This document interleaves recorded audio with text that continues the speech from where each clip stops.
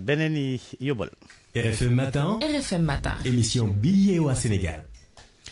RFM Matin 7h45 asalaamaaleykum Xaali Diouf. waaleykum salaam Georges. yow da nga yëngu ci politique ca Diass nekk itam secrétaire national adjoint mi yor ci chargé des cadres bu parti Rewmi parti Idrissa Seck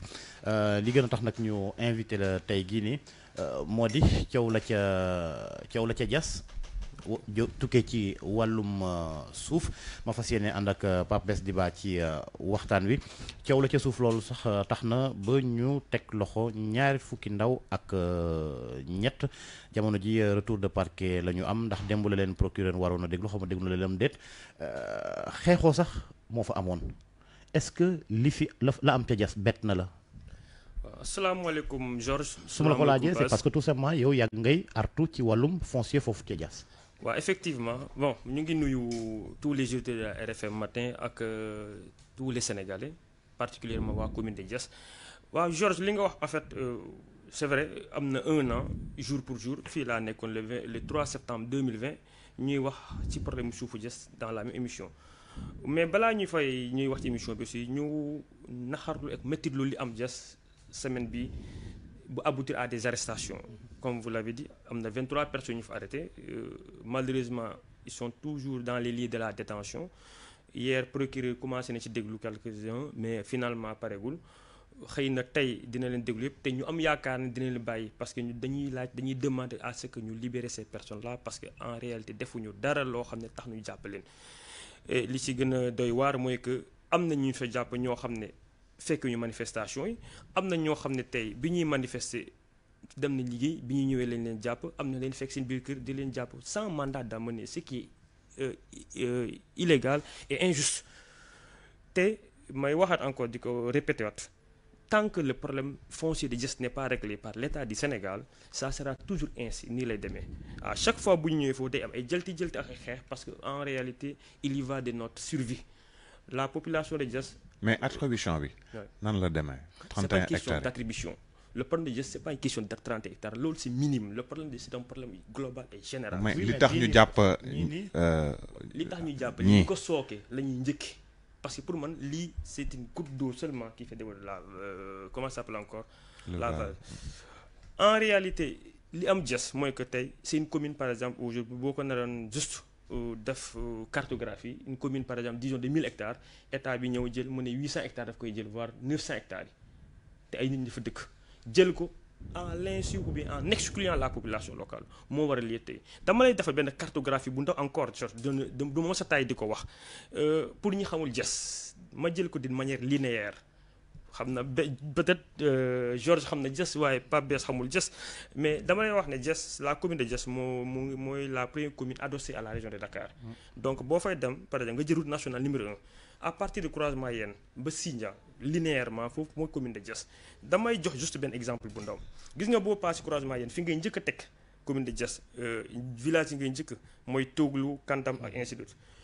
Première fois am na 100 hectares yoo xam ne dañ ko jël attribué à espace gros porteur mu cerne village yooyu mënul màgg nga passé Kantam teg fa Benteñ ak Buuxu ba Paaki ñu jëlaat fi 718 hectares ci diggante dëkk yooyu jël ko pour un projet de zone économique intégrée dëkk yi mënuñu màgg nga jëlaat à droite mooy lu mat 7 villages notamment Diass Samke Mbayar Xolpa Dagg ak encore Buuxu ñu def ci benn pôle urbain 3000 hectares yoo xam ne village yëpp benn mënuñ ci màgg bu ñu extant boo génnee encore Diass nga dem ba croisement Kirène dem fi ñuy wax ci kii Kirène en tant que tel triangle boobu ñu jël fa 4000 hectares ñu ne fii aussi ñoom ñoo ko moom kenn amul droit ci dëkk ba tabax fa wala teg fa dara tey toolu jàmbur la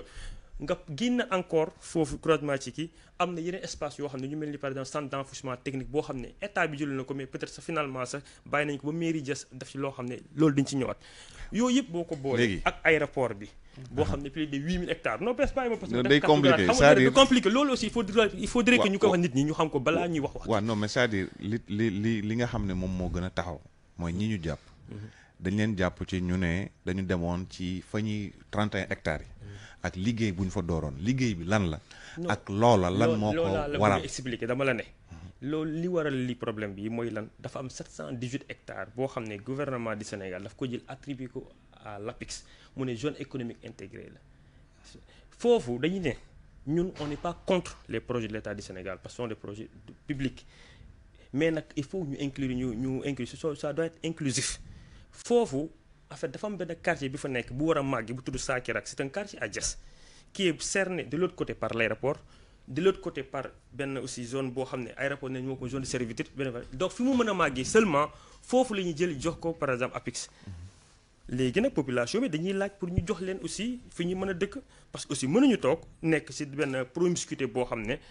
kenn xamul mu toll ba pare ñu jël ay suñu suuf di ko jox keneen c'est ce que la population a demandé. 31 hectares yi. waaw projet wu la na APIX ko moom wala. non pour que ce soit clair d'abord. xam nga lii gën a clair mooy que cette zone là APIX moo ko moom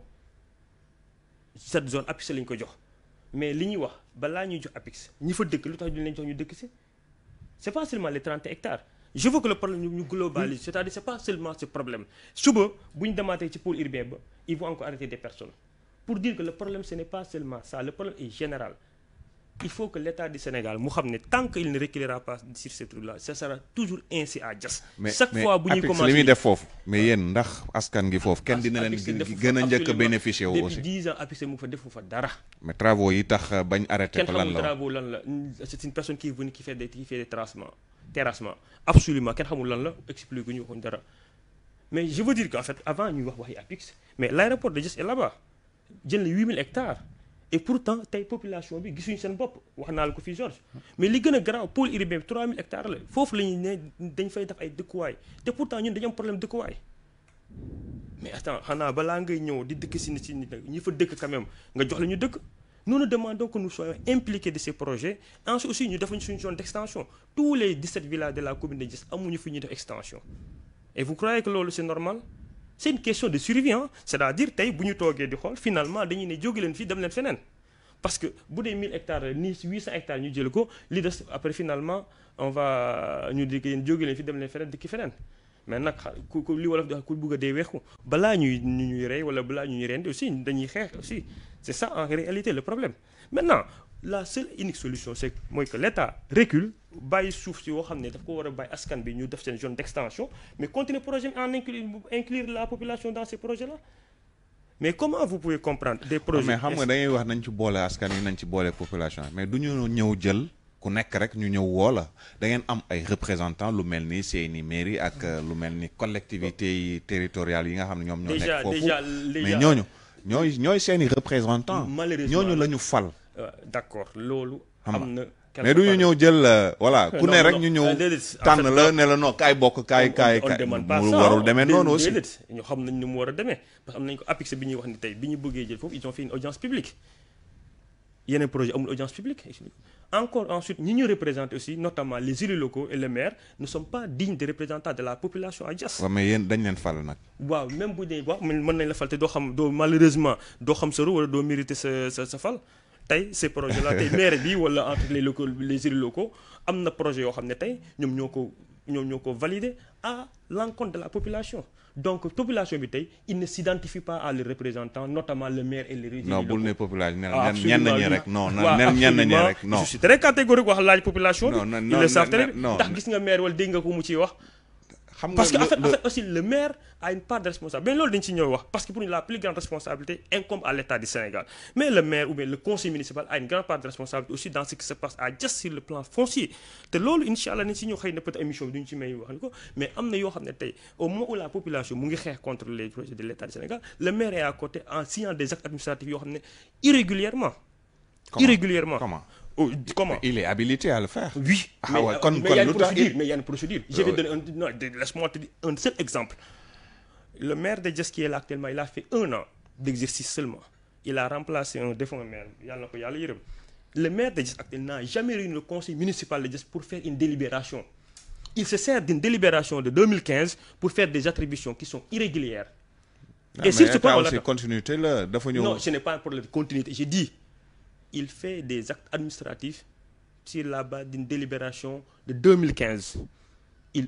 devait normalement réunir son conseil municipal, nous délibérer par exemple sur les lotissements. Mais là, pour moi, dinañ ci ñëw li mbir te mbir mooy que tey au niveau de Diass nous avons un sérieux problème avec l'État du Sénégal mooy que l'État du Sénégal tey il a fait une mainmise sur toutes les terres de Diass te loolu la ñuy wax. non mais c'est-à-dire dafa am aussi benn réalité boo xam ne moom moo commencé jib fii nii. da ngay gis koo xam ne day ñëw yor alal yor projet population yi dëgg la ñoom ñooy am suuf mais mënuñ ci def dara. waxtaan mën na non dafa nànk rek. waxtaan mën na njëkk mais souvent man soo ñëwee ak casquette politique rek parfois damay xaw a am problème. et souvent c'est politiciens yi ñooy nekk ci ginnaaw ay groupe yëngu manifester def ni non population. en fait en réalité day yomb lool. écoute-moi la commune de Diass le problème foncier de Diass tey ça fait 20 ans c'est la commune qui abrite le plus grand nombre de projets de l'État du Sénégal ce n'est nullement de la politique. mais loolu kay yéen dañu war a tàccu ci loolu. mais si les projets bu ñu ci gis suñu bopp lu tax ñu koy tàccu bu dee les projets c'est pour nous exterminer en quelque sorte le mooy fort mais loolu la un benn la deuxièmement li ngay wax aujourd'hui on a l'impression que yow comme li Pape Bess wax rek yéen politique yi la nekk ci ginnaaw ndax vous utilisez le même terme que ñi doon wax ci rajo bi démb. waaw mais déedéet mais c'est la population. est-ce que du yéen a leen dee waa non déedéet absolument pas tey am na ay collectifs yoo xam ne boo bëggee nga invité leen ñu wax la même chose qui sont apolitiques tey c'est-à-dire tey man et c'est là où j'interpelle tous les hommes politiques de Diass qu'ils parlent de ce problème foncier c'est-à-dire tey le problème foncier de Diass aujourd'hui pour man amul benn parti politique bu ci war a gagner bu dee en tout cas tu es intéressé que par l'intérêt de Diass j'appartiens à un parti je défends peut-être mon parti mais pour ce cas-ci ce n'est pas une question de parti c'est une question de survie de notre territoire de notre localité. État nan la mën a defee projet boo xam ne nii day du askan gi nga xam ne nii moom fa lañ koy def du ci gis boppam du leen indil njariñ. waaw mais boo demee dama ci projet état yi fa nekk en tout cas gisuñu suñu njëriñ parce que projet boo xam ne tey par exemple da ngeen dafay def ay logement par exemple comme le pôle urbain tey ñun ñu am fa di fi béy di fa suturlu di fa dëkk fa nga ñëw nga ne dafay def ay projet local yoo projet habitation yoo xam ne ñun soxla nañ te pourtant joxuñu pourquoi pas par exemple le pôle urbain tey bu ñuy def ay habitat là-bas ñu tenir en compte les intérêts de la population. li ma lay wax c'est-à-dire c'est une réalité je pense bien que Georges mi xam na suñu zone bu baax bu fa dem dina la ko mën na la ko firndeel mais ce n'est pas ay question par exemple tey état lu nga def amul absolument pas un projet boo xam ne mu nga fa tey ñu contre ko d'une manière systématique dañ ko contre parce que tout ça gisuñu suñu bopp les projets où il y a l'implication de la population évidemment dañ ciy collaborer mais mënuñu comprendre des projets yoo xam ne xamuñu mu fa demee pare mu ñëw ñu jël suñu suuf aussi di ko jàppale c'est ça le forêt classée bi fu mu toll léegi sax. est-ce que bu ñu leen ko puusaloon peut-être ça peut être une solution. mais forêt classée la woon en fait le problème de 718 hectares mais forêt classée ci biir dëkk bi da bu ñu ko poussé dañuy war a jox dëkk bi ñu dëkk pare après lu des état jël ko l'aéroport une grande partie de l'aéroport forêt classée la woon